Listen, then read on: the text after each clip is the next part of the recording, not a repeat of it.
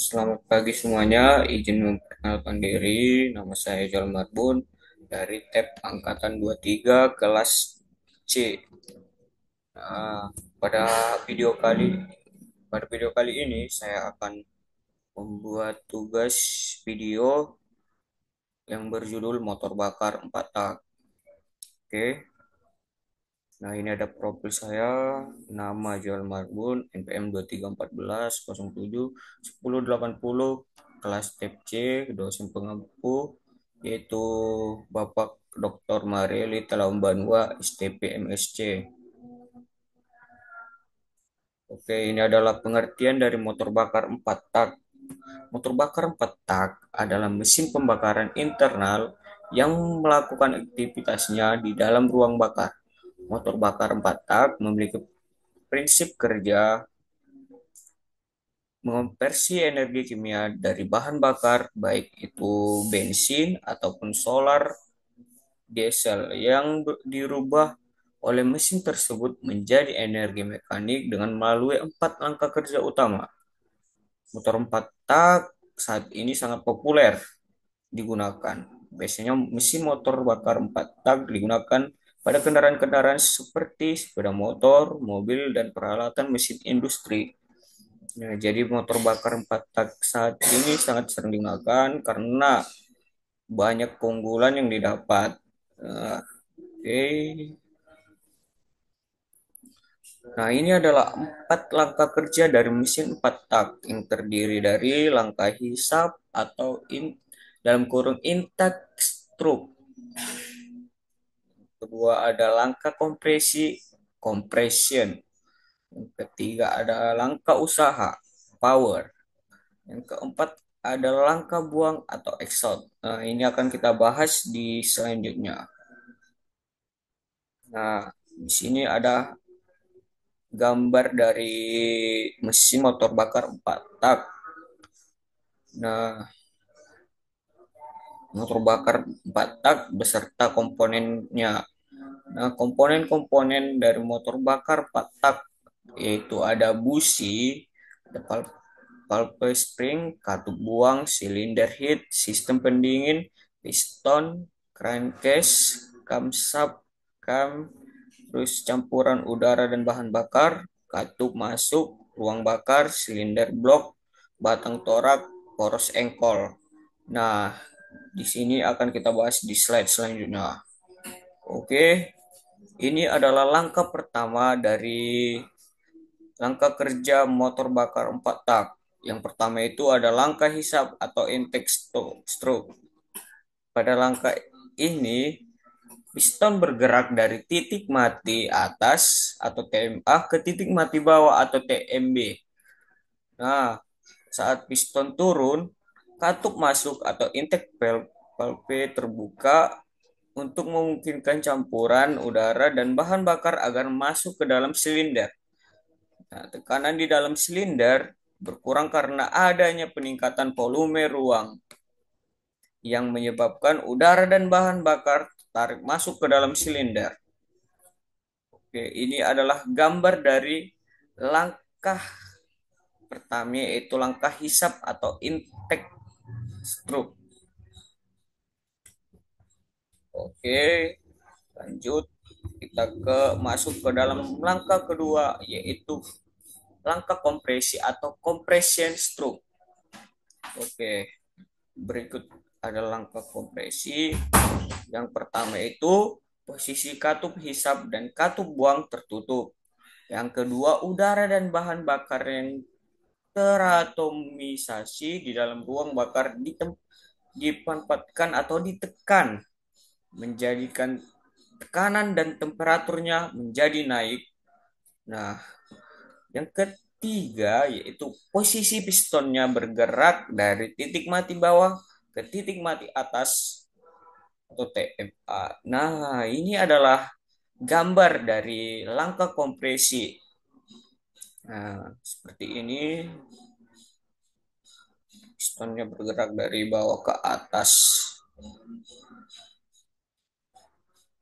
Oke, kita lanjut langkah selanjutnya yaitu langkah power. langkah usaha atau langkah power. Nah, pada langkah ini, pada saat piston mencapai titik mati atas, maka busi akan menyala dan menyudui campuran bahan bakar dan udara yang sudah bertekanan dan bersuhu tinggi sehingga terjadi pembakaran atau ledakan. Nah, energi dari ledakan ini yang kemudian akan mendorong piston ke bawah. Pada saat ini kedua katup dalam keadaan yang tertutup. Nah, ini gambar dari langkah usaha. Nah, di sini saat piston mencapai titik atas ini, nah kemudian ketika dia sudah bertekanan tinggi dan bertekanan dan sudah bersuhu, maka terjadi ledakan di sini. Nah, ini karena ada busi yang mengeluarkan api sehingga terjadi ledakan, dan di sini ada hmm, katupnya ini sudah tertutup. Nah, ini katupnya sudah tertutup. Ini adalah klep. Nah, ini juga katup hisap dari sini. Oke, kita lanjut yaitu langkah buang atau langkah exhaust. Nah, pada langkah buang ini, piston bergerak dari bawah ke atas dan mendorong sisa hasil pembakaran keluar melalui lubang pengeluaran. Nah, pada saat ini katup buang terbuka dan katup masuk ke dalam keadaan tertutup. Nah, ini adalah gambar dari langkah buang yang di mana katup buangnya itu terbuka dan katup masuknya atau katup sisapnya itu tertutup. Nah, di rangka ini piston bergerak dari bawah ke atas, dan dari sini di bawah sisa hasil pembakaran untuk keluar dari katup buang sini. Oke, kita lanjut. Nah, berikut ini yang tadi sudah saya katakan, yaitu fungsi dari komponen-komponen motor bakar 4 tak. Yang pertama yaitu ada busi untuk menghasilkan percikan api untuk membakar campuran udara dan bahan bakar di ruang bakar. Nah, yang kedua ada pulpe spring, yaitu mengembalikan katup dari posisi tertutup yang setelah sebelumnya itu terbuka untuk memastikan katup berfungsi dengan baik. Nah, yang ketiga, katup buang yaitu mengeluarkan sisa hasil pembakaran dari ruang bakar ke saluran buang setelah proses pembakaran. Yang ketiga yaitu silinder head, yaitu menutup bagian atas silinder dan tempat di mana katup dan busi berada, berfungsi sebagai ruang pembakaran. Nah, yaitu yang kelima ada sistem pendingin untuk mengatur bagian atas silinder, untuk mengatur suhu mesin dengan mengalirkan pendingin atau biasanya cairan pendingin untuk mencegah mesin dari overheating atau panas yang berlebih. Yang keenam itu ada piston. Nah, piston ini adalah bagian terpenting dari motor bakar 4 tak yang dimana dia bergerak naik turun di dalam silinder, mengubah energi dari pembakaran menjadi energi mekanis.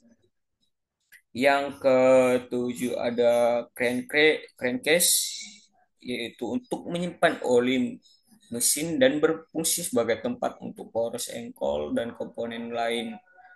Nah, komponen ini juga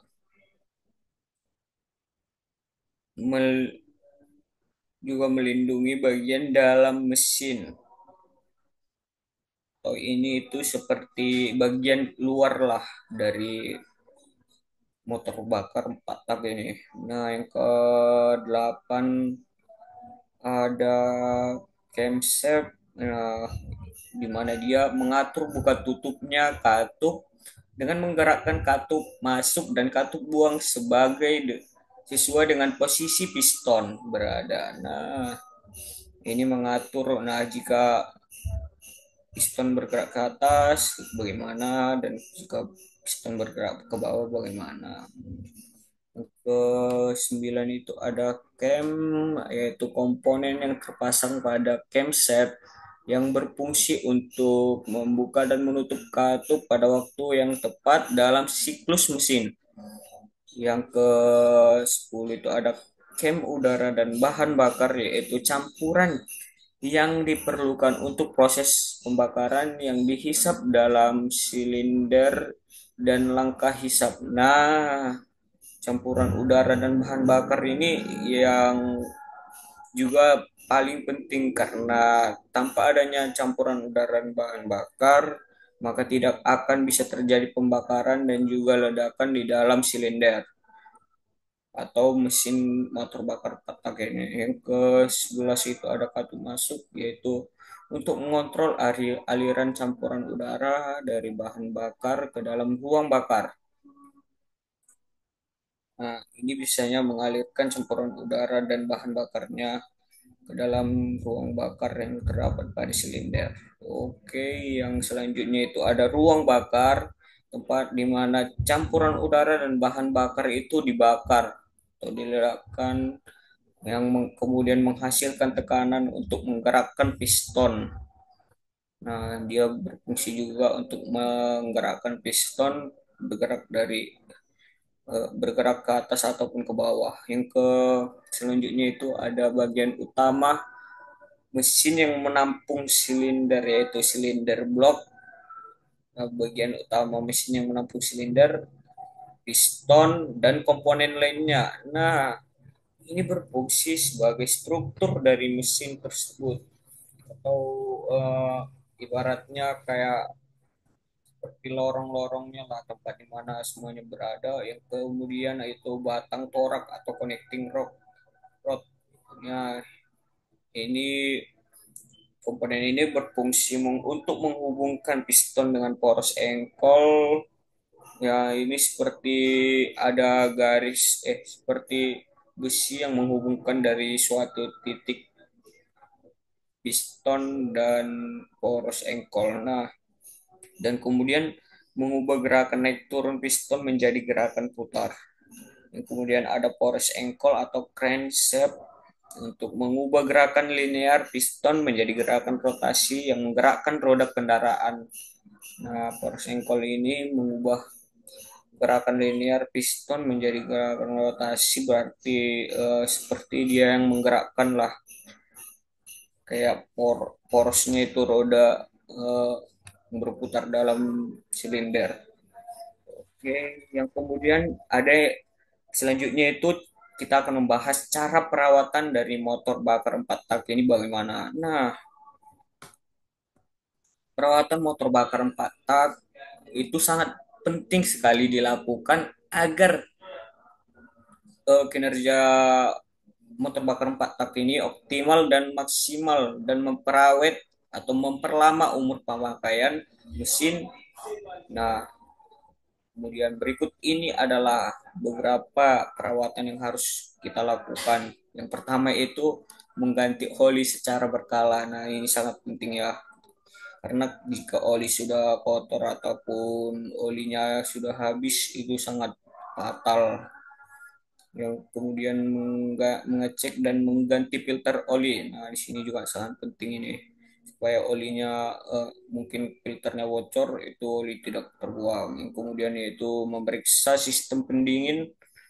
Nah, yang kemudian mengecek businya. Nah, busi ini juga sangat penting karena jika busi tidak memercikkan api atau tidak mengeluarkan api kembali, maka mesin tersebut tidak akan bisa menyala atau silinder tidak akan bisa melakukan ledakan. Kemudian ada memeriksa dan atur katupnya itu. Nah, katup memeriksa katup tersebut dilakukan agar tidak terjadi kebocoran pada katup. Kemudian memeriksa sistem pengapian. Nah, ini juga hampir sama dengan sistem memeriksa sistem busi tadi. Kemudian mengecek rantai atau sabuk penggerak. Nah, ini mengecek rantai yang di bawah yang terhubung pada pelek kita atau roda kita, yang kemudian memeriksa ban dan rem, membersihkan karburator dan injeksi. Nah, ini sangat penting sekali supaya memperlancar aliran dari bahan bakar kita dan campuran udara dan bahan bakar kita. Yang kemudian kita periksa level cairan. Nah, bagaimana viskositas dari cairan tersebut, apakah layak untuk masuk seperti lah, ya, cocok untuk mesin kita. Yang kemudian mengecek roda dan suspensi, yang kemudian mendengar suara dan getaran, yang kemudian menjaga kebersihan mesin. Oke, nah segitu dulu untuk. Selamat pagi semua, selamat datang kembali di video saya kali ini. Nah, di video kali ini saya akan membahas tentang motor bakar dua tak. Nah, sebelumnya izin memperkenalkan diri. Nama saya Joel Marbun, NPM 2314071080. Nah, oke, tanpa berlama-lama lagi, langsung saja. Saya dari kelas Tab C. Nah, oke, tanpa berlama-lama lagi, langsung saja kita masuk ke dalam video motor bakar dua tak. Yang pertama, ada latar belakang dari motor bakar dua tak. Oke.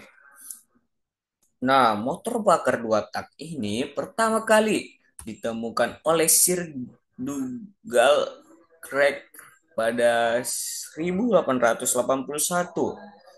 Nah, mereka menemukan dan menyempurnakan mesin dua tak ini dengan desain yang lebih halus dibandingkan dengan mesin empat tak. Artinya, mereka mendesain motor bakar dua tak lebih sederhana dibandingkan dengan mesin empat tak. Nah, sehingga motor bakar dua tak lebih cepat tanggap dan lebih efisien dalam menghasilkan tenaga dan juga power. Nah, dahulu mesin dua tak ini tidak ditujukan untuk digunakan pada kendaraan bermotor. Nah, tetapi bakar dua tak dahulunya itu ditujukan untuk aplikasi lain seperti mesin gergaji dan mesin tempel tempel perahu.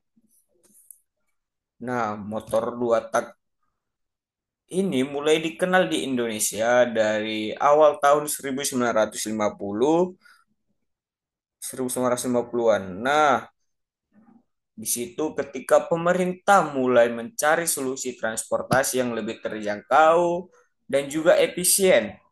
Nah, dengan jumlah harian yang lebih sedikit, motor bakar dua tak tidaklah pilihan utama karena desainnya yang masih kurang baik dan biaya produksi yang lebih mahal dibandingkan dengan motor bakar empat tak.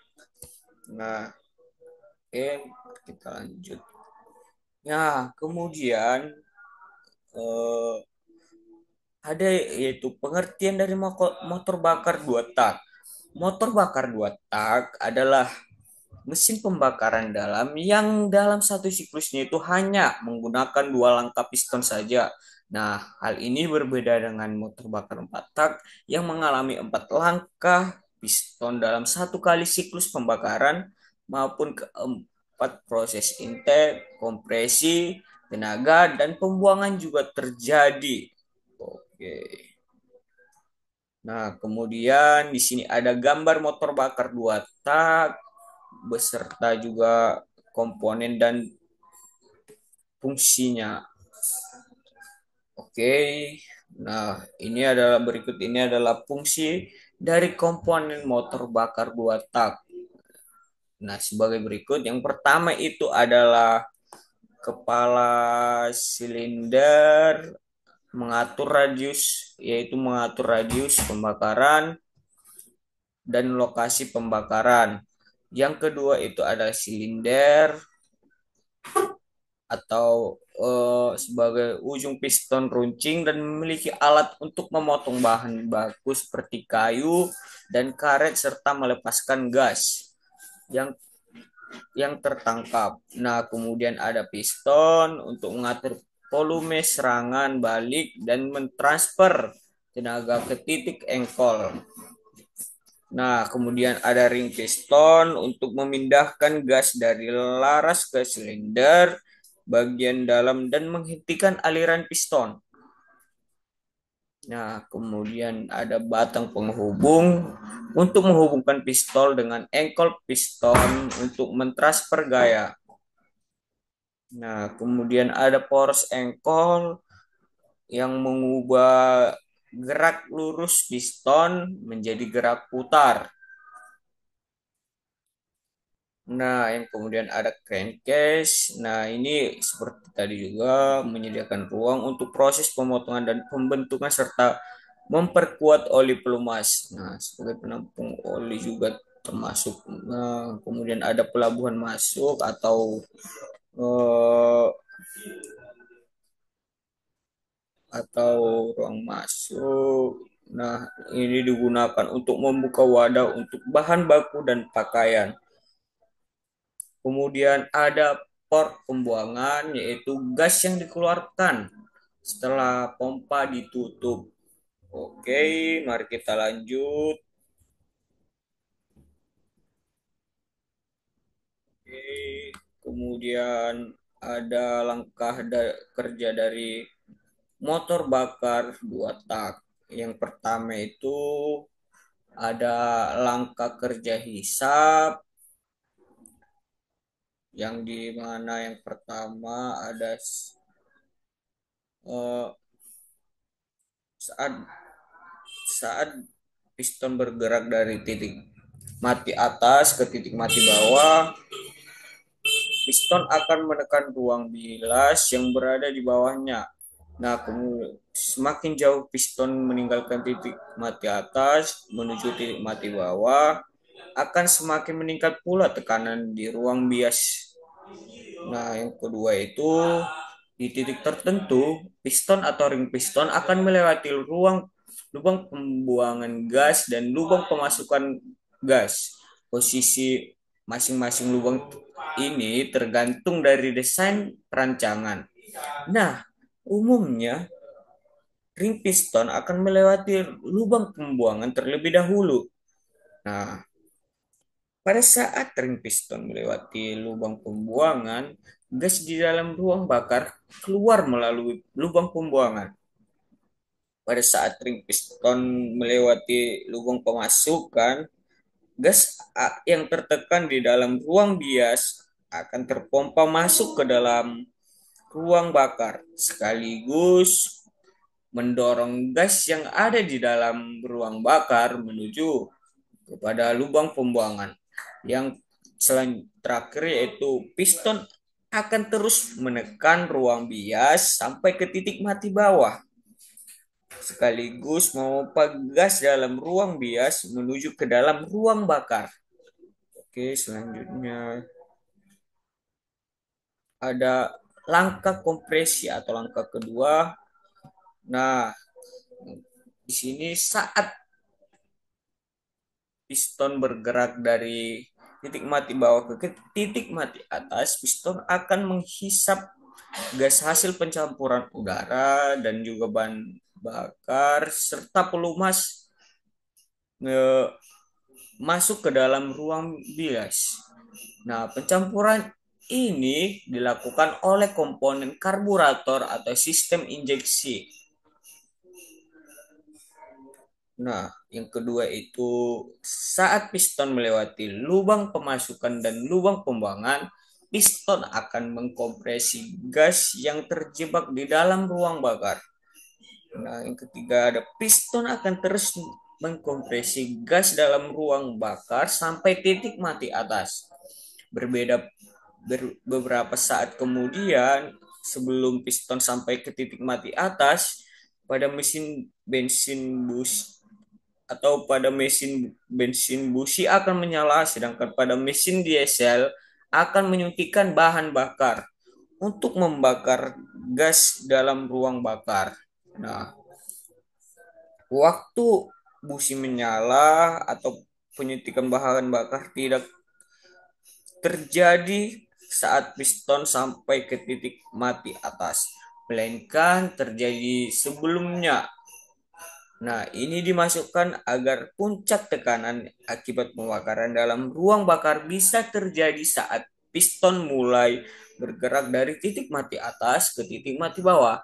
Karena proses pembakaran membutuhkan waktu untuk bisa membuat gas terbakar dengan sempurna oleh nyala api busi atau dengan suntikan bahan bakar. Oke, selanjutnya yaitu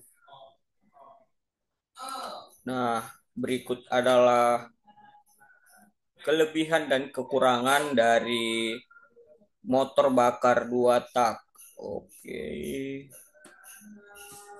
Nah, yang pertama yaitu kelebihan motor bakar dua tak yaitu memiliki kecepatan yang sangat cepat di mana ia menghasilkan tenaga pada setiap dua putaran force engkol dan torsi yang lebih tinggi pada putaran mesin yang lebih rendah. Motor dua tak seringkali atau sangat sering lebih murah untuk diproduksi karena memiliki lebih sedikit komponen. Nah, hal ini dikarenakan tidak adanya katup dan sistem pelumas yang rumit, ya, kemudian ini mengurangi biaya material dan perakitan yang menjadikannya pilihan yang ekonomis untuk produsen dan konsumen. Nah, kelebihan selanjutnya yaitu mesin dua tak memiliki tenaga atau power yang lebih baik, kemudian tingkat responsif atau tanggap saat akselerasi sangat baik dan perawatan yang mudah. Oke, selanjutnya. Nah, kekurangannya itu juga ada di balik kelebihannya. Yang pertama itu motor bakar dua tak lebih banyak menggunakan bahan bakar atau lebih boros dibandingkan dengan motor bakar empat tak. Nah, hal itu karena pembakaran yang terjadi di motor bakar dua tak masih kurang baik sehingga mengakibatkan pemakaian bahan bakar yang lebih boros. Nah, yang kedua itu motor bakar dua tak juga lebih cepat panas atau lebih cepat overheat. Jika berlebihan, hal ini bisa menjadi pemicu komponen-komponen lebih cepat rusak. Motor dua tak mengeluarkan asap tebal dari knalpot dan ini sangat berbahaya bagi lingkungan dan hal tersebut bisa memicu polusi udara. Oke, selanjutnya eh, nah, berikut adalah penerapan motor bakar dua tak dalam kehidupan kita sehari-hari. Nah, di dalam kehidupan sehari-hari, biasanya motor bakar dua tak ini banyak digunakan dalam peralatan transportasi seperti motor sepeda motor, skuter, motor klasik tua, perahu motor. Nah, selain diterapkan dalam transportasi, motor bakar dua tak juga diterapkan dalam bidang off-road atau balapan, seperti motor cross dan lain-lain karena tenaganya yang besar, sehingga dapat membuat benda atau bidang tersebut eh, karena dibutuhkan balapnya itu kecepatan. Nah, selain bidang-bidang tersebut, mesin motor bakar dua tak juga digunakan dalam bidang pertanian. Nah, seperti alat mesin semprot hama, mesin pemotong rumput, gergaji mesin, mesin panen padi dua tak. Oke, kemudian lanjut. Nah, yang terakhir yaitu adalah ada kesimpulan dari motor bakar dua tak. Nah, kesimpulan dari motor bakar dua tak ini adalah mesin pembakaran dalam yang dalam satu siklus pembakarannya hanya mengalami dua langkah piston. Nah, motor bakar dua tak memiliki banyak kelebihan diantaranya itu biaya produksinya yang lebih murah, motor dua tak juga menghasilkan tenaga yang lebih besar, akselerasi atau kecepatan juga yang sangat cepat. Nah, Di balik kelebihannya itu juga pasti ada kekurangannya masing-masing.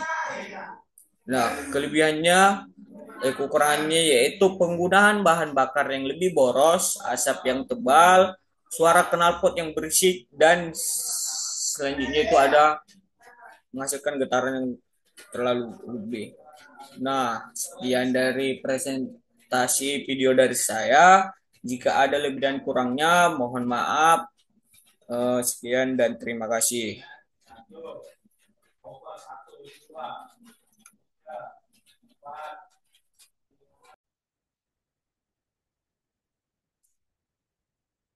Oke, selamat malam semuanya.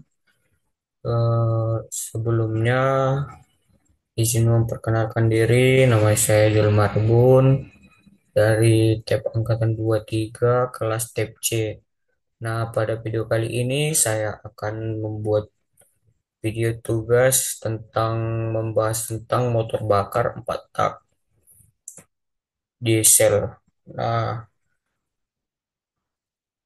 sebelumnya ini adalah profil saya. Nama Jul Marbun MPM 2314071080 dari kelas TEP C. Nah, di sini ada yaitu pengertian dari motor bakar 4 tak. Motor 4 tak diesel. Pengertian dari motor bakar 4 tak diesel. Nah, motor bakar 4 tak diesel adalah motor bakar torak yang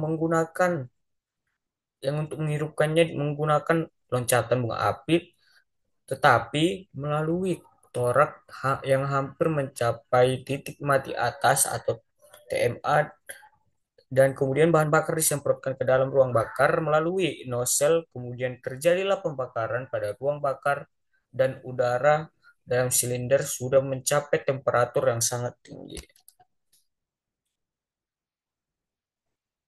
Nah, jadi untuk motor bakar diesel ini cukup berbeda daripada motor bakar bensin. Nah, yang dimana di sini dia itu menggunakan semprotan yang di dalam bahan bakar yang dialirkan melalui nozzle, yang disemprotkan dan dari melalui nozzle yang kemudian menjadi pembakaran yang terjadi di ruang bakar. Nah, selanjutnya yaitu perbedaan dari motor bakar diesel dan juga motor bakar bensin. Nah, perbedaan dari motor bakar diesel yaitu jenis mesin eh, diesel ini menggunakan solar atau diesel sebagai bahan bakarnya. Sedangkan kalau mesin bensin itu menggunakan gas olin atau bensin sebagai bahan bakarnya. Nah, pada mesin diesel, udara yang udara yang dikompresi kemudian menghasilkan panas yang kemudian bahan bakar itu disuntikkan dan menjadi terbakar karena panas dari udara yang sudah terkompresi. Nah, artinya di sini eh, pembakaran yang terjadi pada motor bakar diesel itu eh, karena adanya peningkatan panas dari udara yang masuk ke dalam motor bakar 4 tak diesel yang sudah dikompresi. Oke, selanjutnya kita lanjut. Nah, berikut ini adalah gambar dari motor bakar 4 tak diesel beserta juga eh, komponen-komponennya. Nah, komponen-komponennya di sini terdiri dari puli injektor atau juga busi yang berfungsi sebagai pengapian. Nah, ada intake valve yaitu klep.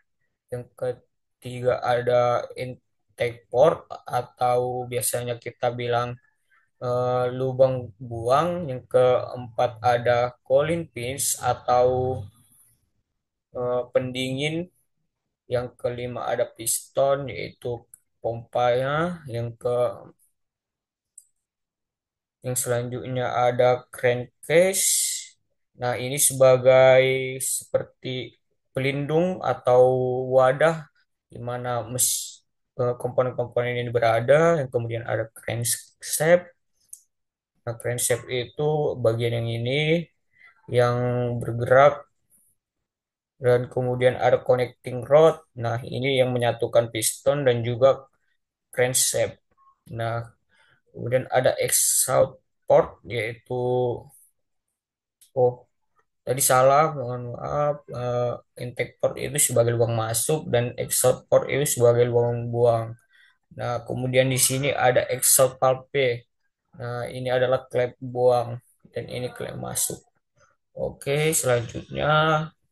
Nah, langkah kerja yang terjadi pada motor bakar 4 tak diesel yaitu yang pertama ada langkah hisap.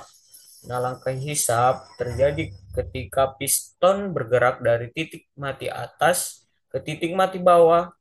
Nah, hal ini menyebabkan pembesaran volume. Nah, saat langkah ini, katup hisap terbuka sehingga pembesaran volume ruang bakar akan menghisap udara bersih yang ada pada intake manifold. Nah, berikut ini adalah gambaran daripada langkah hisap yang terjadi pada motor bakar diesel. Ya, ini. Oke, kita lanjut, yaitu ada langkah kompresi. Nah, ini adalah gambar dari langkah kompresi atau compression stroke, yang pengertiannya itu langkah kompresi berlangsung setelah langkah hisap.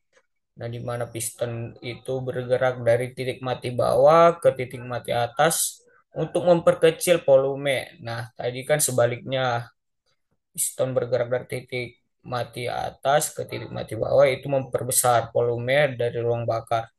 Nah, saat ini terjadi, langkah kompresi terjadi, kedua katup atau katup hisap atau katup buangnya itu tertutup rapat. Nah, sehingga pengecilan ruang bakar berimbas pada peningkatan suhu dan tekanan udara di dalam ruang bakar. Nah, di sini jika pada saat katup ini tertutup rapat, nah terjadi pengecilan ruang bakar yang kemudian ini meningkatkan tekanan udara di dalam dan peningkatan suhunya. Nah, yang ketiga itu ada langkah usaha.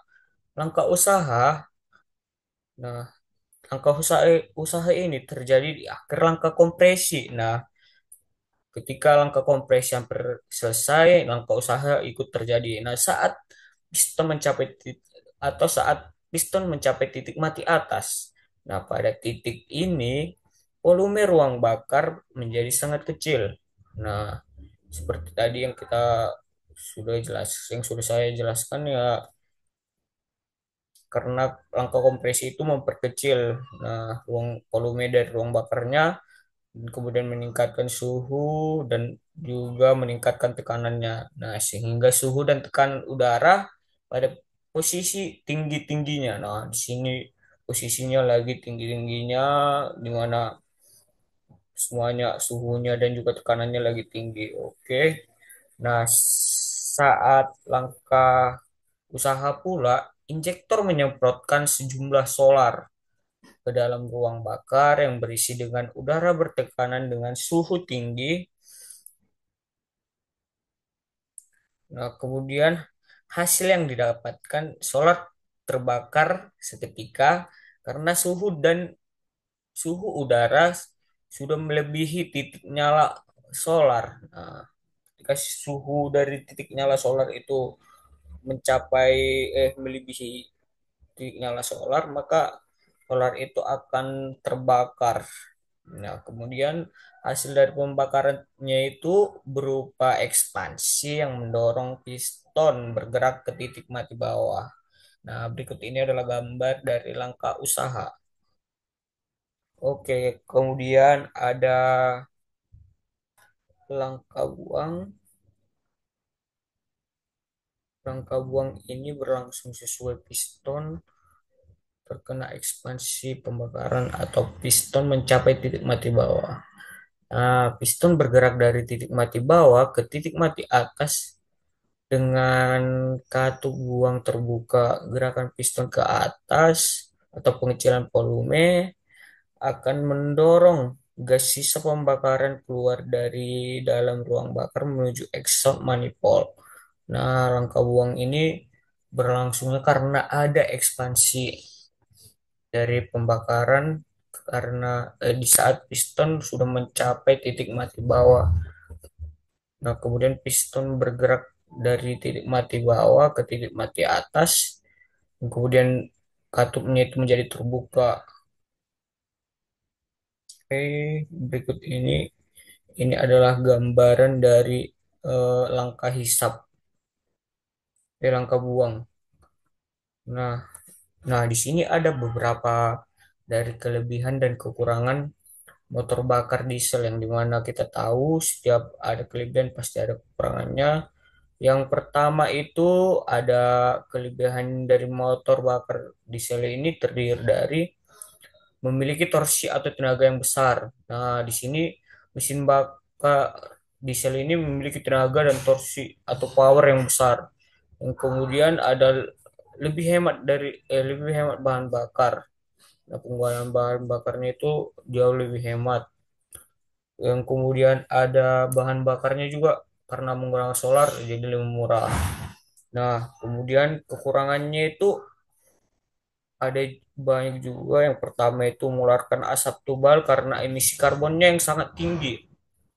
Nah, kemudian ada getaran dan suara mesin yang besar. Nah, getarannya itu sangat besar karena apa? Karena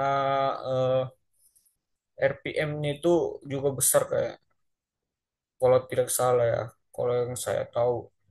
Nah, kemudian ada perawatannya itu lebih susah atau lebih ribet karena banyak eh, banyak dari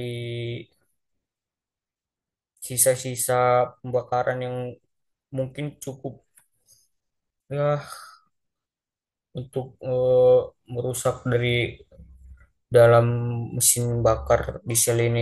Nah, kemudian tadi karena ada peningkatan-peningkatan dari tekanan juga suhunya mungkin bisa merusak komponennya juga.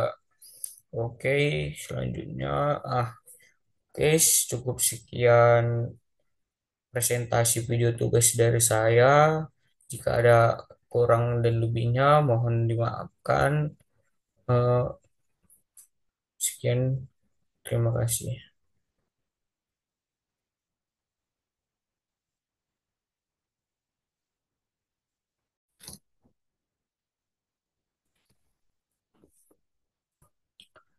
Oke, selamat malam teman-teman. Selamat datang kembali. Izin memperkenalkan diri. Nama saya Rajul Margun, NPM 2314071080. Nah, pada video kali ini saya akan membuat tugas kembali yaitu tentang sistem penyaluran bahan bakar, bensin, dan diesel. Nah, tanpa berlama-lama lagi, langsung saja kita masuk ke dalam materinya. Nah, ini adalah profil dari saya, nama John Marbun, NPM 2314071080. Kelas TEP C, dosen pengampu, Bapak Dr. Mareli Lambanua, STP MSc. Nah, ini adalah tugas dari mata kuliah motor bakar. Nah, selanjutnya yaitu ada pengertian dari sistem penyaluran bahan bakar. Sistem penyaluran bahan bakar adalah langkah penyaluran bahan bakar ke dalam silinder mesin. Nah, karena mesin itu sangat membutuhkan bahan bakar. Nah, langkah penyalurannya itu ada. Jadi, langkah penyalurannya itu yang pertama itu pasti dari tangki ke mesin. Nah, yang berbentuk campuran yang gampang terbakar. Nah, di sini tuh bahan bakar itu dicampur dulu dengan udara, kemudian dia itu sangat gampang untuk terbakar. Nah, saat pengaplikasiannya, campuran bahan bakar dan udara harus dengan jumlah perbandingan yang pas. Nah, ini juga sangat penting untuk diperhatikan karena apa?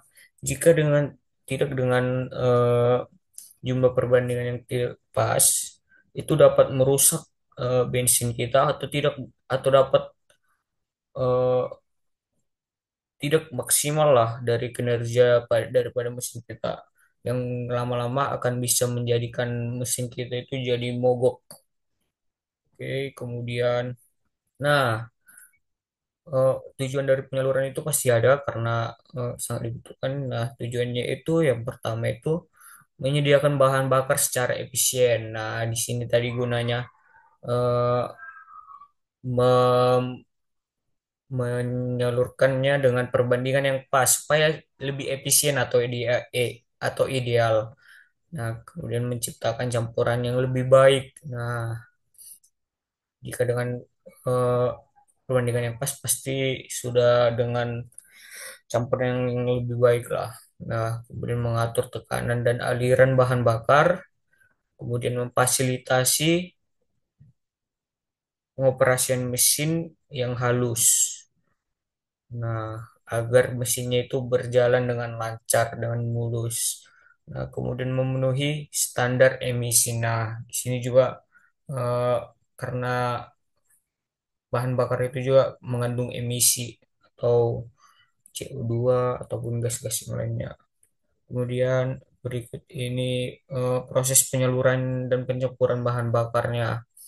Yang ini pada mesin bensin. Nah, berikut adalah gambarnya. Nah, kemudian ini adalah metodenya.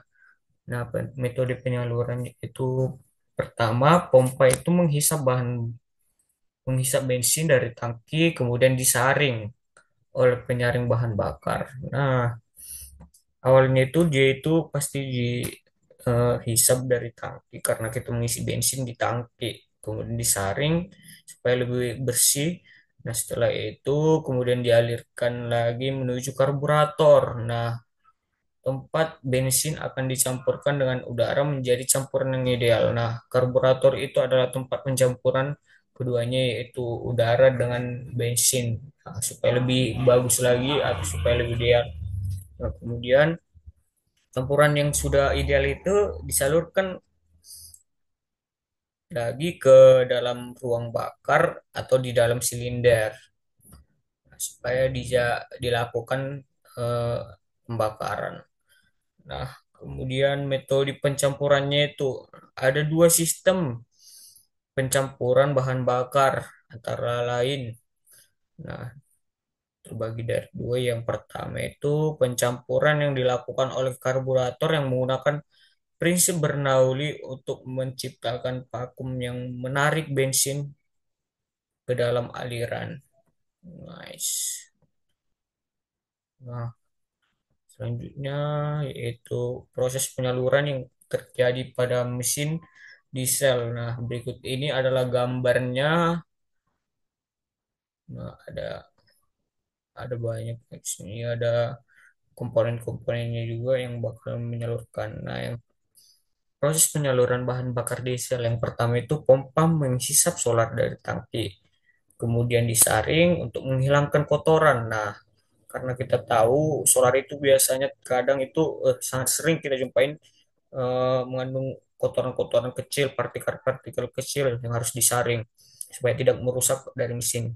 Nah, setelah disaring, kemudian eh, dipompa lagi ke dalam injeksi untuk meningkatkan tekanannya. Nah, dipompa ke dalam injeksi eh, dengan tujuan meningkatkan tekanannya, eh, kemudian juga solar disemprotkan ke ruang pembakaran silinder. Setelah ditingkatkan tekanannya, kemudian disemprotkan ke dalam ruang silinder eh, ke dalam ruang pembakaran agar dilakukan pembakaran. Nah, berikut ini gambar sistem penyaluran pembakaran. Nah, yang tadi ini bensin dan juga ini diesel. Ini adalah partikel-partikel dari motor bakar yang menyalurkan bensin yang pertama dari tangki menuju ke sini. Nah, Dan kemudian ada mesin diesel, nah disalurkan juga dari tangki supaya dilakukan pembakaran. Oke, lanjut. Nah, tadi itu gambarnya, sekarang itu saya akan menjelaskan komponen dan juga fungsi penyaluran bahan bakar tersebut. Nah, yang pertama itu ada tangki bahan bakar.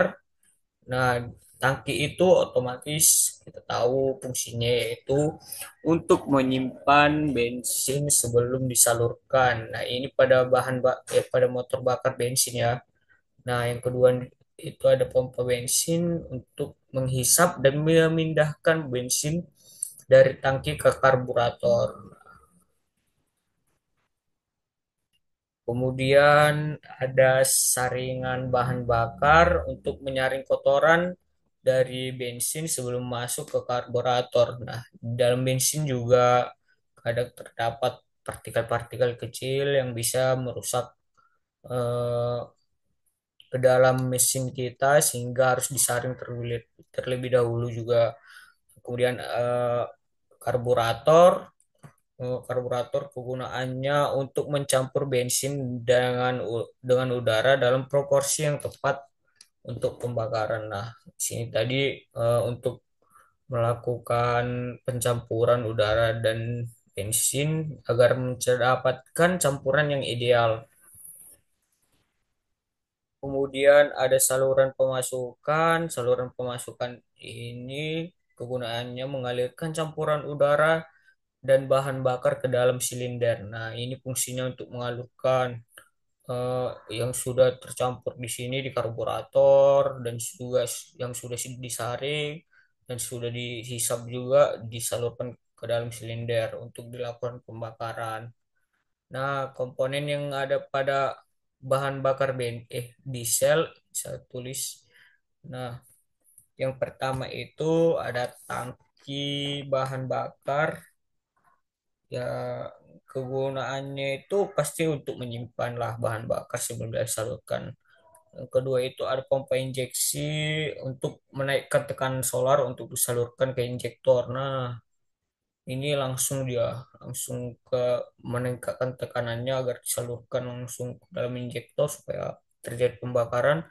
Dan kemudian ada saringan bahan bakar. Nah, ini disaring dulu bahan bakarnya dari kotoran-kotoran sebelum masuk ke dalam pompa injeksi agar tidak terjadi hal-hal yang tidak diinginkan atau kerusakan-kerusakan. Nah, kemudian ada injektor. Nah, injektor ini gunanya menyemprotkan solar itu ke dalam silinder dalam bentuk kabut halus. Nah, jadi tidak langsung sekali semua disemprotkan gitu, tapi sedikit-sedikit dalam bentuk kabut yang halus. Kemudian, nah, berikut ini adalah kesimpulan dari materi ini. Yang pertama yaitu sistem penyaluran bahan bakar pada mesin bensin dan diesel berfungsi untuk memastikan bahwa bahan bakar dicampur dengan udara secara efisien dan tepat waktu. Nah, penyaluran ini memastikan lah atau eh, lebih supaya kita lebih cermat lagi lah milih bahan bakar juga pastinya. Tuh. Kemudian mesin juga mencampurkannya kedua ini udara dengan bahan bakar agar lebih ideal lagi. Dan juga harus ada ketepatan waktu dari mereka. Sehingga untuk menghasilkan pembakaran yang lebih baik lagi, lebih optimal lagi. Nah, kemudian ada meskipun terdapat perbedaan dalam komponen dan proses antara kedua jenis mesin ini, tetapi tujuannya tetap sama. Tujuan utamanya yaitu memaksimalkan performa mesin sambil meminimalkan emisi dan juga konsumsi bahan bakarnya. Nah, tujuannya itu sangat baik, yaitu untuk memaksimalkan performanya pasti itu yang kita butuhkan. Dan kemudian di balik itu kita juga perlu meminimalkan emisi, yaitu polusi-polusi atau asap tebal dan kemudian itu supaya kita lebih menghemat lagi bahan bakar. Oke, cukup sekian video tentang saluran sistem penyaluran bahan bakar. Saya akhiri jika ada kata-kata yang salah, saya minta maaf. Eh, Selamat malam.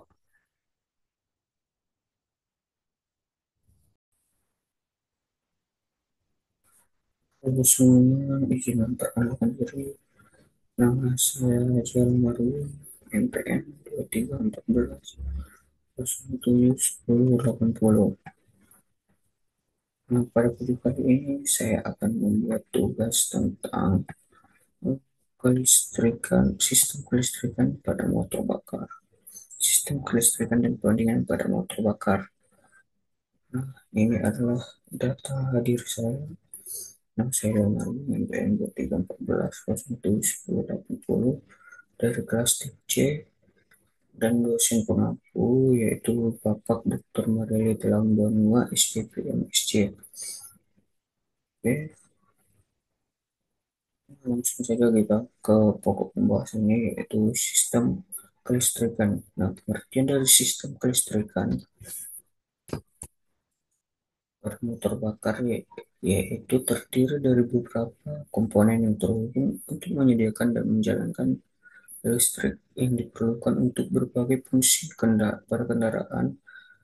Nah, pada sistem ini menjaga peran yang sangat penting dalam pemasukan energi listrik untuk pengapian, penerangan, dan komponen elektronik lainnya yang terdapat pada motor bakar, baik itu motor bakar 2 tak ataupun motor bakar 4 tak. Nah, motor bakar diesel. Pada sistem kelistrikan ini yang digunakan itu terdapat beberapa komponen nantinya yang akan ada di slide selanjutnya. Nah, tujuan dari kelistrikan itu yang pertama yaitu untuk menghidupkan motor yaitu starter. Yang kedua itu untuk yang pastinya menerangi jalan kita ketika malam. Dan yang ketiga untuk lampu belakang dan lampu sim kita. Oke. Nah, ini adalah pembahasan selanjutnya yaitu pengertian dari sistem pendinginan. Nah, sistem pendinginan pada motor bakar merupakan infrastruktur penting yang menjaga suhu mesin agar tetap stabil sehingga dapat beroperasi secara efisien dan aman. Nah, motor bakar merupakan infrastruktur yang sangat penting menjaga suhu mesin tetap stabil sehingga dapat beroperasi secara efisien dan aman. Nah, tujuan dari pendinginan ini yaitu untuk supaya menjaga mesin itu agar tetap suhunya itu tidak terlalu panas atau overheat. Karena jika suhu terlalu panas, maka dapat mengurangi eh, efisiensi dan juga keamanan serta ketahanan atau kekuatan dari motor tersebut. Oke. Nah, ini adalah gambar dari sistem kelistrikan motor. Nah, ini adalah switch rem kanan dan juga rem kiri, kunci kontak. Nah, ini semuanya terhubung antara satu dengan yang lain dan dihubungkan dengan juga yaitu aki sebagai baterai. Nah, ini lampu stop atau lampu rem dan dinamo starter. Nah, ini juga relay starter dan ini skenario house, screen house-nya. Nah, saling berhubungan antara satu sama lain. Artinya di sini ketika satu saja ini terputus, mungkin beberapa komponen itu akan tidak berfungsi dengan baik atau tidak berfungsi sama sekali. Oke, selanjutnya.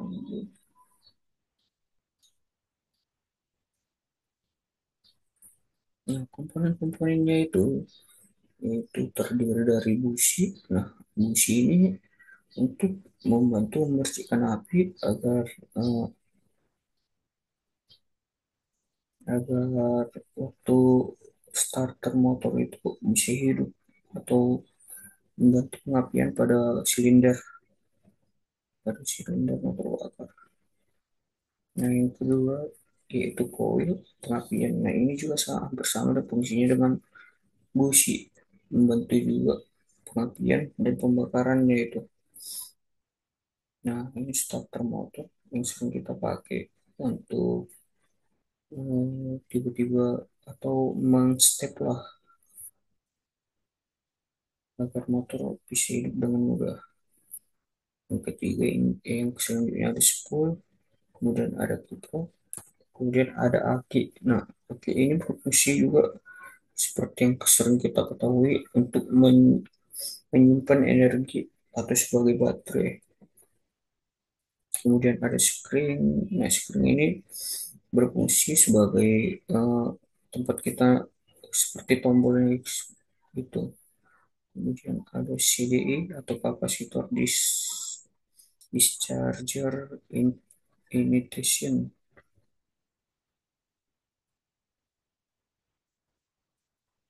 Nah, kemudian langkah kerja yang ada pada sistem kelistrikan itu, yang pertama, spool menghasilkan energi listrik atau alternating current yang dibutuhkan untuk menghidupkan motor dan komponen lainnya. Nah, kemudian kiprop atau rectifier regulator mengubah arus listrik AC menjadi DC atau direct current yang lebih stabil dan siap digunakan. Nah, kemudian ada aki baterai untuk menyimpan energi listrik cadangan yang digunakan untuk menghidupkan motor dan menjalankan komponen lainnya seperti CDI dan lampu. Nah, ini adalah tadi fungsi dari aki itu. Kemudian ada kickpop atau rectifier regulator. Nah, ini digunakan untuk menstabilkan tegangan listrik dan menghindari overcharge maupun discharger yang berlebihan sehingga masa pakai aki yang dapat diperpanjang. Kemudian ada kabel bodi atau rangkaian listrik. Menyalurkan listrik dari spool ke aki dan ke berbagai komponen lainnya seperti lampu, starter, klakson, dan kunci kontak. Kemudian ada relay atau saklar elektronik untuk mengaktifkan atau menonaktifkan komponen kelistrikan tertentu berdasarkan permintaan listrik yang diberikan. Misalnya untuk menghidupkan starter motor atau lampu. Kemudian ada busi. Nah, busi tadi sudah kita tahu ya. Apa fungsinya? Itu menghasilkan percikan api yang diperlukan untuk membakar campuran udara dan bahan bakar di dalam mesin. Proses ini dikendalikan, nah kemudian dikendalikan dengan koil. Itu tadi fungsi koil, itu menghasilkan tegangan tinggi. Nah, kemudian ada sensor-sensor memberikan data real time tentang kondisi mesin seperti suhu, posisi throttle, dan kadar oksigen dalam gas buang. Data ini digunakan oleh ECU untuk mengatur waktu penyemprotan bahan bakar dan durasi penyemprotan. Kemudian ada ECU atau otak sistem kelistrikan, yaitu mengintegrasikan data sensornya untuk mengatur waktu penyemprotan bahan bakar, durasi penyemprotan, dan jumlah bahan bakar yang disemprotkan oleh injektor. Nah, kemudian ini memastikan pembakaran yang optimal dan efisien. Nah, inilah yang salah satu yang paling penting karena bisa memastikan pembakaran tersebut optimal atau dan juga efisien. Kemudian ada sekring atau perangkat keamanan listrik. Nah, ini melindungi sistem kelistrikan dari kerusakan akibat arus pendek atau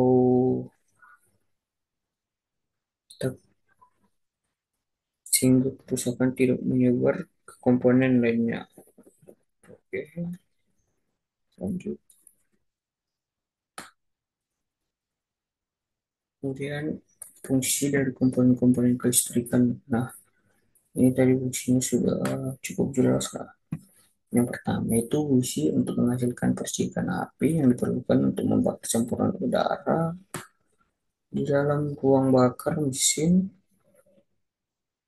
Gangguan yang sering terjadi pada busi itu seperti kotor, aus, atau rusak dapat menyebabkan motor sulit untuk dinyalakan. Nah, jadi kalau busi itu kotor, maka dalam kita menyalakan motor itu bukan susah. Nah, kemudian ada koil pengapian menghasilkan tegangan tinggi yang dibutuhkan untuk mengalirkan arus ke busi dan menciptakan percikan api. Nah, rusaknya koil itu dapat menyebabkan motor tidak mau hidup atau berjalan dengan tidak lancar. Kalau koil ini rusak, motor tersebut bisa mogok atau susah untuk hidup, tidak lancar gitu. Nah, kemudian ada starter motor. Nah, starter motor ini berfungsi untuk memutar mesin saat akan dinyalakan. Lembam rusaknya starter motor dapat menyebabkan motor susah untuk dinyalakan. Nah, kalau starter sudah rusak itu ya bisa bilang nggak terlalu susah, tapi bisa susah karena membutuhkan tenaga juga. Nah, kemudian ada relay, isinya sebagai saklar elektronik yang dikendalikan oleh arus listrik kecil. Relay mampu mengendalikan energi komponen kelistrikan lainnya seperti starter, lampu, dan klakson. Rusaknya relay dapat menyebabkan komponen kelistrikan tersebut tidak berfungsi. Nah, ini juga sangat penting karena kalau ini sempat rusak, starternya juga bakal ikut rusak. Kemudian lampunya nggak bisa hidup dan klaksonnya juga sama karena ini saling berhubungan. Kemudian ada spool atau generator menghasilkan energi listrik AC atau alternating current yang dibutuhkan untuk seluruh kebutuhan kelistrikan motor termasuk mengisi daya aki. Gagalnya spool atau generator dapat menyebabkan kurangnya daya listrik yang tersedia. Kemudian ada kiprok atau rectifier regulator. Nah, ini untuk mengubah arus listrik AC menjadi DC serta menstabilkan tegangan listrik agar sesuai dengan kebutuhan komponen lainnya. Masalah pada kiprok dapat menyebabkan overchange atau underchange pada aki yang berdampak negatif pada motor. Kemudian ada aki. Nah, aki ini untuk menyimpan energi listrik cadangan yang digunakan untuk menghidupkan motor dan menjalankan komponen lainnya seperti CDI dan lampu. Kurangnya kapasitas aki atau kerusakan pada elektrodanya dapat menyebabkan motor sulit dinyalakan. Nah, ini tadi berhubungan dengan starternya ya. Starter juga membutuhkan tenaga dari aki atau berjalan dengan tidak stabil. Nah, kemudian ada screen melindungi sistem kelistrikan dari kerusakan akibat arus pendek atau kondisi tak stabil dengan cara memutus aliran listrik secara otomatis. Screen merusak dapat menyebabkan kerusakan permanen pada komponen lainnya. Kemudian ada CDI atau kapasitor discharger ignition mengatur waktu pengabdian pada motor untuk memastikan pembakaran yang efektif dan efisien. Rusaknya CDI dapat menyebabkan motor tidak mau hidup atau berjalan dengan tidak lancar. Nah, setiap komponen dalam kelistrikan tersebut memiliki peran penting dalam menjaga kinerja overall mesin. Perawatan rutin pada semua komponen sangat dibutuhkan karena untuk memastikan bahwa sistem kelistrikan tetap berfungsi dengan baik. Kemudian selanjutnya, nah ini adalah gambar dari sistem pendinginan. Ini menggunakan bahasa Inggris. Ya, ada thermostat, upper radiator hose, coolant and recovery system, down flow radiator, lower radiator hose, water pump, cooling jackets, hose, heater core. Nah, komponen sistem pendinginan motor bakar. Nah, di sini juga terdapat busi menghasilkan percikan api yang didorong. Nah, kemudian koil pengapian menghasilkan tegangan tinggi untuk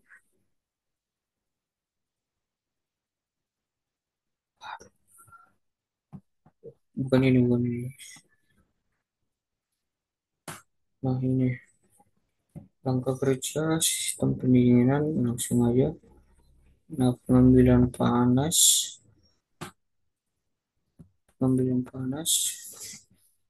Nah, cairan pendingin atau water cooler saat mesin beroperasi, cairan pendingin mulai mengalir ke ruang mesin dan menyerap panas yang dihasilkan oleh proses pembakaran. Sirkulasi cairan pompa. Nah, sirkulasi cairan pompa air. Nah, pompa air di sini berfungsi untuk mengalirkan cairan pendingin yang telah menyerap panas dari mesin ke radiator untuk didinginkan. Nah, kemudian ada pendinginan di radiator. Nah, radiator berfungsi untuk cairan pendingin yang panas masuk ke radiator, di mana panas tersebut dilepaskan ke udara melalui sirip-sirip radiator saat udara mengalir melewatinya. Pengaturan suhu. Nah, termostat mengatur aliran cairan pendingin. Jika suhu mesin masih rendah, termostat akan menutup saluran menuju radiator sehingga cairan pendingin tidak mau masuk ke mesin sampai suhu ideal tercapai. Kemudian ada water jacket.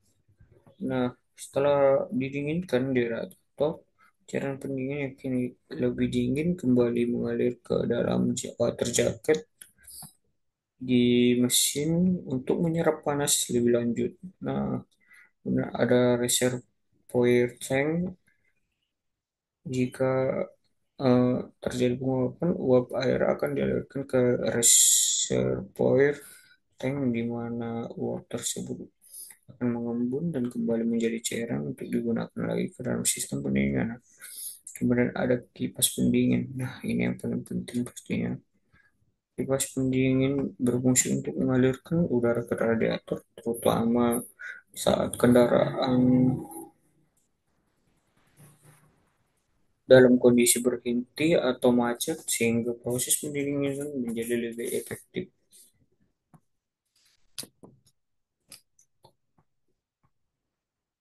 Nah, cukup segitu saja video tentang sistem kelistrikan dan juga pendinginan dari motor bakar.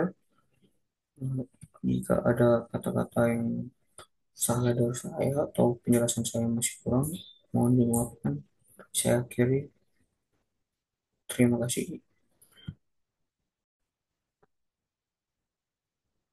Oke, kita lanjut pada materi berikutnya, yaitu sistem transmisi dan pelumasan.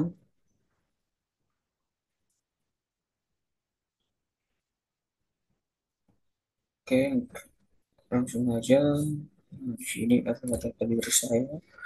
Perkenalkan, nama saya Joel Marun, NPM 2314 dari kelas TC angkatan 2023. Eh, Nah, yang pertama itu ada pengertian. Nah, pengertian dari sistem pelumasan dan transmisi. Nah, sistem transmisi adalah sebuah sistem yang dirancang untuk mengubah kecepatan dan torsi dari mesin menjadi kecepatan yang berbeda-beda untuk diteruskan ke pergerakan akhir.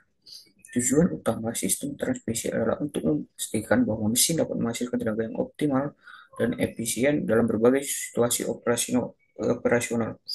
Nah, artinya di sini eh, sistem transmisi ini membantu kita untuk mengatur kondisi kestabilan dalam kita berkendara, baik itu dalam ketika kita eh, berada dalam situasi keadaan tanjakan ataupun biasa saja ataupun datar saja. Nah, Itu diatur oleh sistem transmisi. Oke, kemudian sistem transmisi ini eh, meningkatkan torsinya itu atau kecepatannya atau kekuatannya juga ketika pada saat eh, tanjakan tersebut. Nah, ketika di bidang yang datar, dia bakal lebih cepat dan bergerak. Oke, kemudian, nah, berikut ini adalah gambar dari sistem transmisi tersebut. Nah, ini adalah gambar dari sistem transmisi yang ada terdapat pada mesin motor bakar. Oke, kemudian lanjut. Ini adalah gambar dari sistem pelumasan.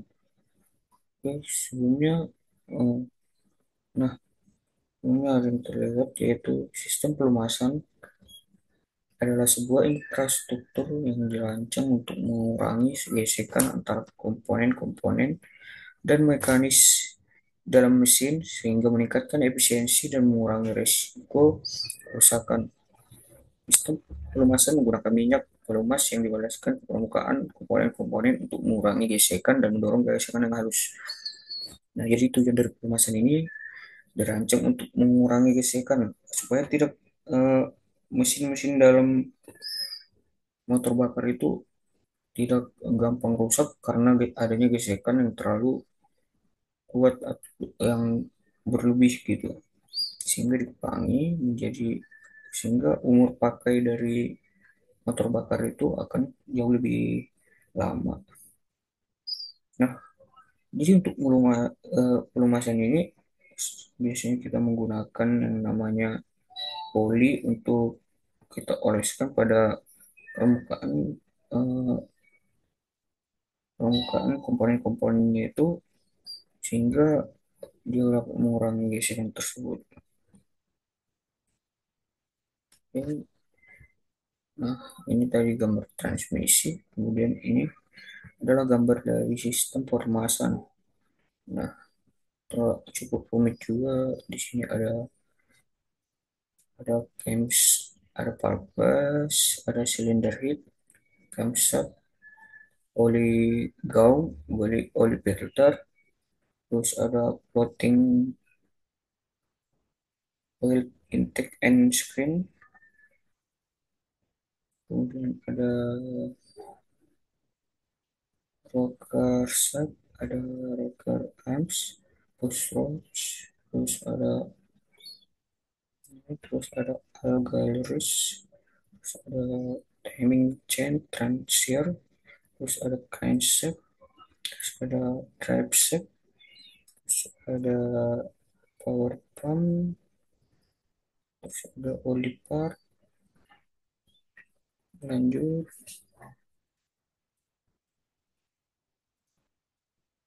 Oke, semuanya lanjut. Nah, berikut adalah komponen dari eh, sistem transmisi dan juga fungsi-fungsinya.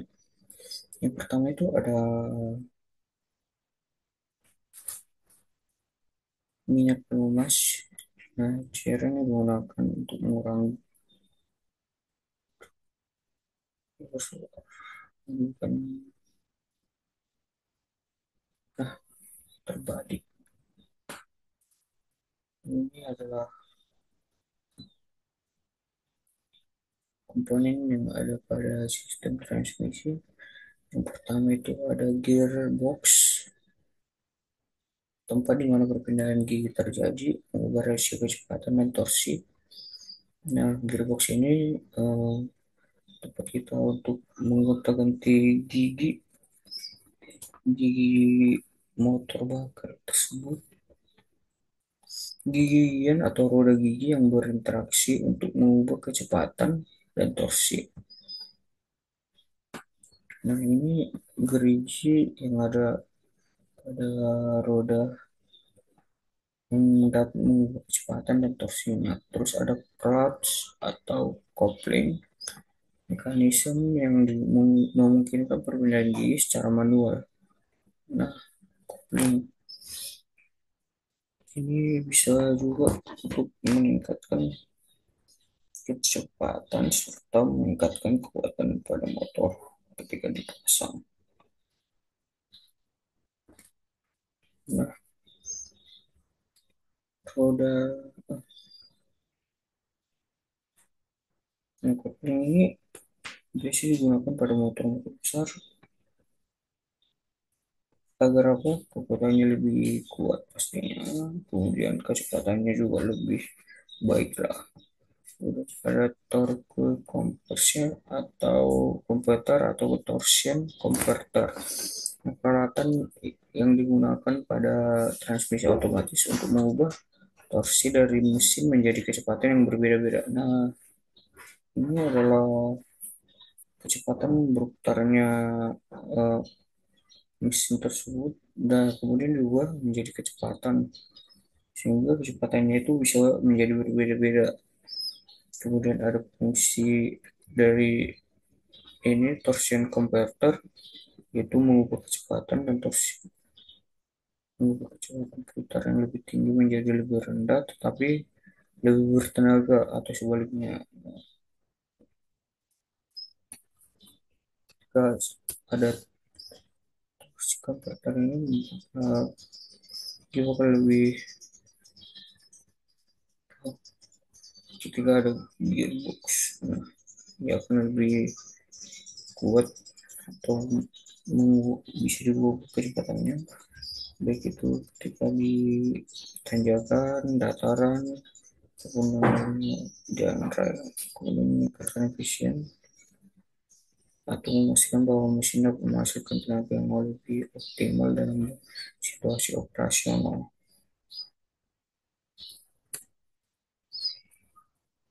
Nah, dalam arti tenaga yang optimal ini artinya ketika kita membutuhkan tenaga lebih atau tenaga yang cukup, nah dia bisa memberikan tenaga-tenaga yang kita butuhkan tersebut dalam motor kita untuk melewati hambatan pun apapun yang akan kita lewati ketika berkendara. Kemudian mengadaptasi kondisi jalan, membuat torsi dan kekuatan untuk menyesuaikan dengan kondisi jalan yang beragam. Nah, ini tadi fungsi dari torsi converter itu dia bisa eh, beradaptasi sesuai dengan jalanan yang kita lewati.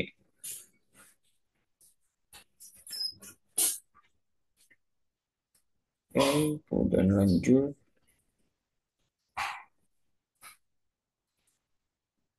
Nah, ini adalah komponen dan fungsi dari sistem eh, pelumasan. Pertama itu pastinya ada minyak pelumas ataupun oli.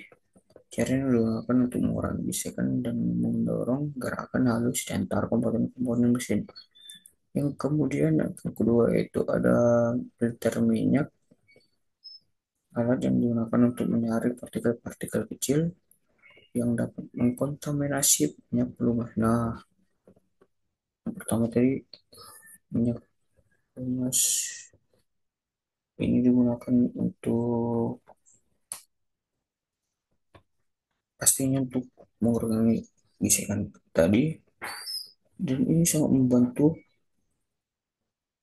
karena tidak kali ini kayak gimana ya, mesin itu bakal cepat dalam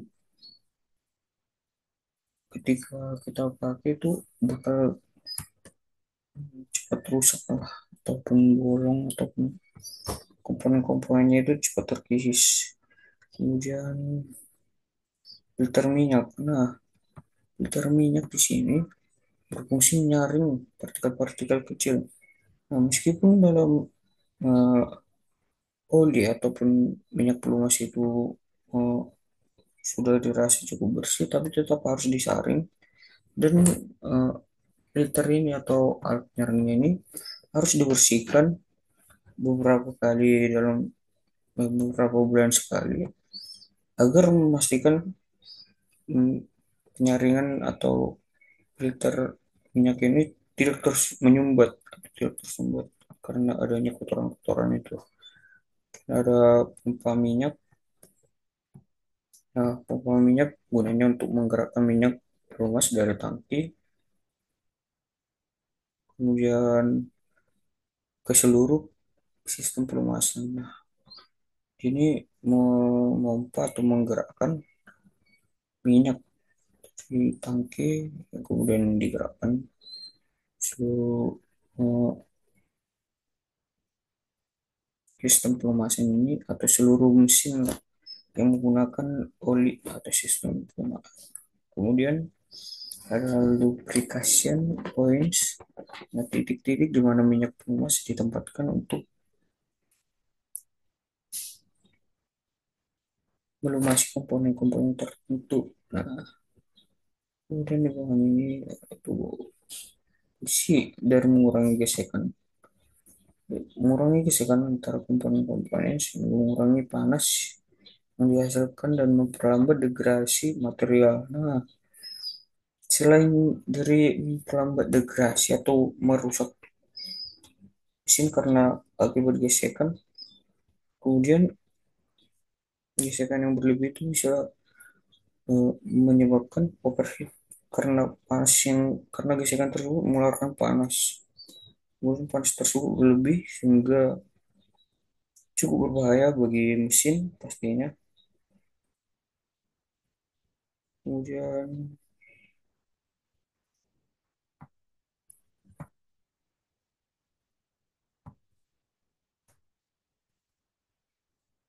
fungsi yang kedua itu mempermudah gerakan, mendorong gerakan halus di antara komponen-komponen sehingga meningkatkan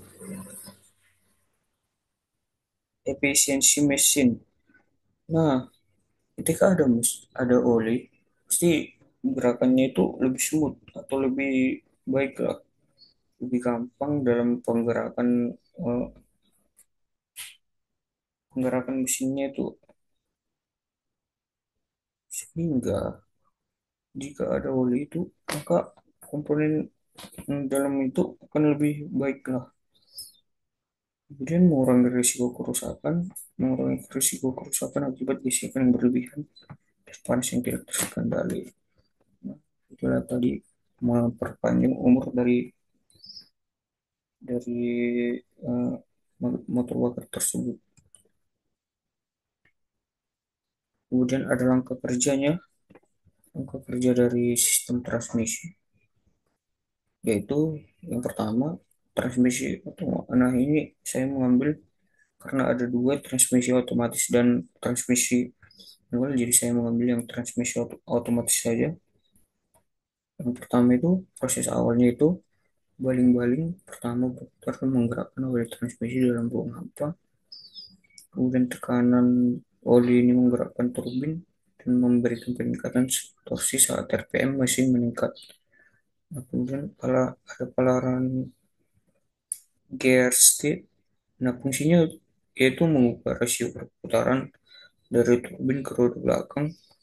Planet gears berputar di sekitaran sun gear dan carrier plate, while valve bodi mengatur aliran oli untuk mengubah rasio secara hidrolik.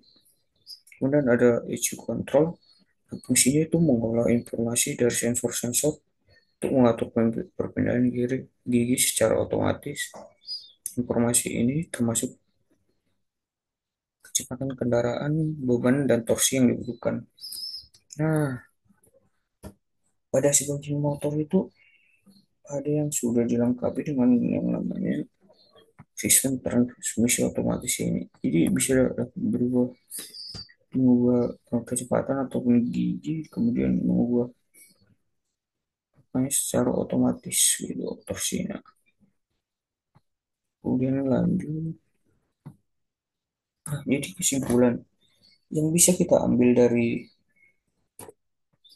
eh, presentasi saya yang kali ini, yaitu sistem transmisi dan pelumasan pada kendaraan bermotor itu sangat penting sangat penting sekali dalam menjaga kinerja efisien mesin. Kemudian sistem transmisi juga berfungsi mengubah torsi dan kecepatan putaran mesin menjadi kecepatan yang sesuai untuk pergerakan akhir, baik melalui transmisi manual ataupun otomatis. Sementara itu, sistem pelumasan bertugas untuk mengurangi gesekan antara komponen-komponen mesin sehingga mencegah overheating dan kerusakan. Nah, kemudian sistem ini harus berfungsi secara optimal dan saling mendukung untuk memastikan keselamatan operasional kendaraan, sehingga perawatan rutin pada keduanya sangat diperlukan agar apa? Untuk memperpanjang umur dan meningkatkan performa mesinnya. Jadi kita harus sering-sering melakukan yang namanya servis ataupun perbaikan pada ataupun juga pengecekan pada mesin-mesin bagian mesin-mesin yang ini, komponen-komponennya ini, karena itu sangat penting juga bagi keselamatan kita dan juga penting bagi mesin kita juga agar memperlama jangka pemakaiannya juga, dan juga